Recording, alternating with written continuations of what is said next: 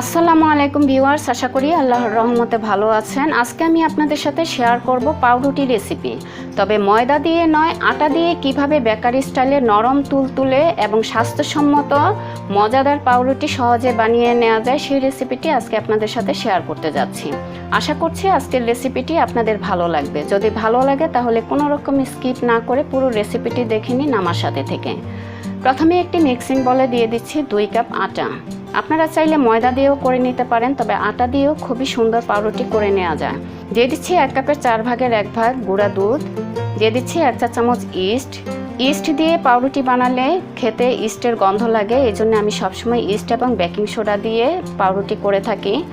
দিয়ে দিচ্ছি 1/2 চা চামচ বেকিং সোডা। দিয়ে দিচ্ছি স্বাদ মতো লবণ। দিয়ে দিচ্ছি 2 টেবিল চামচ চিনি। ইস্ট এবং বেকিং সোডা দিয়ে পাউরুটি করলে খেতে আর ইস্টের গন্ধ লাগে না। দিয়ে দিচ্ছি 1 টেবিল চামচ তেল। সবগুলো উপকরণ দেওয়ার পর হাত দিয়ে ময়ান করে নিচ্ছি প্রায় 2 মিনিটের মতো। ভিউয়ার্স, 2 মিনিটের মতো ময়ান করার পর দিয়ে দিচ্ছি কুসুম গরম পানি। কুসুম গরম পানি বা লিকুইড দুধ দিয়ে আপনারা খামির করে নিতে পারেন, কারণ কুসুম গরম পানি বা কুসুম গরম দুধ দিয়েই খামির করে নিতে হবে, এতে করে ইস্ট অ্যাক্টিভ হতে সাহায্য করে। ভিউয়ার্স, দেখতেই পাচ্ছেন খামিরটি কতটা নরম হয়েছে।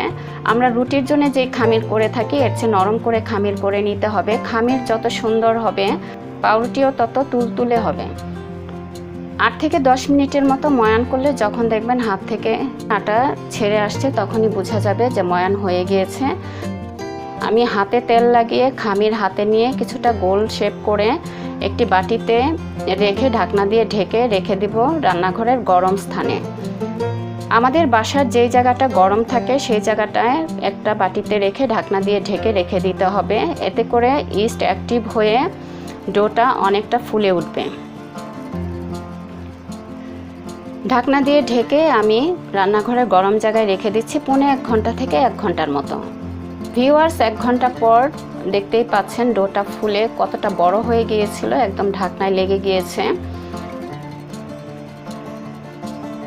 খামিরটি আমি আরও একবার 2 থেকে 3 মিনিটের মতো ময়ান করে নিচ্ছি। আর দেখতেই পাচ্ছেন আগের মতো খামির ততটা নরম নেই, হাতে লেগে যাচ্ছে না, কিছুটা শক্ত হয়ে এসেছে। হাতে কিছুটা গোল শেপ করে আটা ছিটিয়ে আমি গোল একটা রুটির মতো করে নিচ্ছি। যেহেতু আমি গোল পাউরুটি বানাবো এজন্য গোল শেপের একটি রুটি করে নিচ্ছি। আপনারা আপনাদের পছন্দ অনুযায়ী পাউরুটি করে নিতে পারেন। একটি ডোনাট কাটার দিয়ে মাঝখানে কেটে নিচ্ছি আর একটি ছুরির সাহায্যে চারদিকে কেটে দিচ্ছি যেন দেখতে একটি ফুলের মতো দেখায়। ভিউয়ার্স, আপনারা পাউরুটি গুঁড়া দুধ দিয়ে বানানোর চেষ্টা করবেন, এতে করে স্বাদটা খুবই চমৎকার আসে। কোনো কিছু ছাড়াই এমনিতেই গরম গরম পাউরুটি খেতে ভালো লাগে।